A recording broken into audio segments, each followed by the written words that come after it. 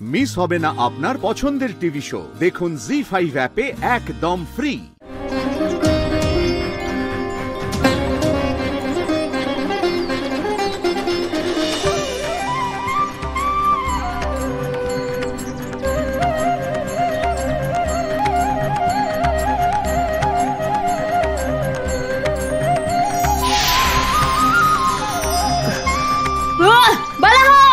যদি আমার কানাইয়ের কিছু হয় আমি তোমায় জীবিত ছাড়বো না। কোথায় তুমি? শান্ত হও বালক, বালাহক এখানে নেই। ওই দেখো, তোমার সঙ্গীও এখন সুস্থ। তোমরা দুজনে এখানে সম্পূর্ণ সুরক্ষিত। কি আপনাদের পরিচয় আর অশ্বলোকে এসেছেন কেন? আমরা বৃন্দাবনবাসী। আমি কানাই আর আমার দাদা বলরাম। মথুরার রাজা কংসের নাম তো আপনি নিশ্চয়ই শুনেছেন। ওই অত্যাচারী রাজা? হ্যাঁ, ওকে মারার জন্য আমাদের দৈব শস্ত্র আর দৈব রথের প্রয়োজন ছিল, যা আমরা লাভ করেছি। কিন্তু সেই রথ টানার মতো শুধু 4টি অশ্ব আছে এই সংসারে। তারা হলো বালাহক আর তার ভাইয়েরা। আমরা তাদের খোঁজে এই অশ্বলোকে এসেছিলাম, কিন্তু এখানে এসে দেখলাম ওরা নিজেদের শক্তির অহংকারে অধর্মের পথে চলেছে আর ঋষিকুমারদেরও বন্দী করে রেখেছে।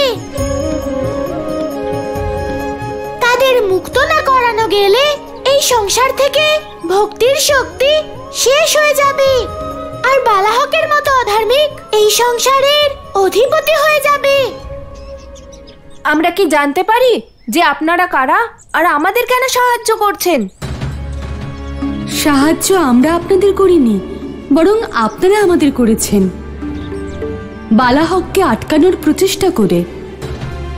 কিন্তু ওকে থামানো অসম্ভব। তোমরা এখন নিজেদের লোকে ফিরে গেলেই তোমাদের মঙ্গল হবে। ওই ঋষিকুমারদের মুক্ত করতেই হবে আর তারপরে ওই 4 অশ্বকে ধর্মের পথে নিয়ে আসতে হবে। আমাদের এই উদ্দেশ্য পূরণ না করে আমরা কোথাও যাব না। শুধু আপনারা কেন, স্বয়ং ব্রহ্মাদেবও ওই বালাহকের কোনো ক্ষতি করতে পারবে না। দেবী, আপনার বালাহকের সঙ্গে কি শত্রুতা? আমি অশ্বলোকের রাজকুমারী। আপনি যদি এখানকার রাজকুমারী হন, তাহলে বালাহক কে আর কোন অধিকারে রাজ সিংহাসনে বসে আছে ও? আমার পিতা অশ্বলোকের রাজা ছিলেন, আর ইনি ছিলেন এখানকার পুরোহিত, অশ্বগুরু। বালাহকের প্রথম থেকেই অশ্বদের শক্তি নিয়ে খুব অহংকার ছিল। সমগ্র সংসারের উপর নিজের অধিকার স্থাপন করার স্বপ্ন ও প্রথম থেকেই দেখে আসছিল। ধীরে ধীরে সে অন্যান্য অশ্বদের আমার পিতার বিরুদ্ধে বিদ্রোহী করে তোলে, তাদের ভ্রমিত করে সকলকে অধর্মের পথে চলার জন্য প্রেরণা দেয়।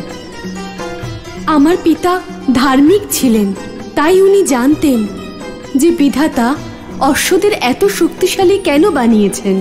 উনি সেই অনুসারেই কর্ম করতেন, কিন্তু এর মধ্যেই বালাহক তার বিরুদ্ধে ষড়যন্ত্র করেছিল। জি5 ডাউনলোড করুন আর সব এপিসোড দেখুন একদম ফ্রি।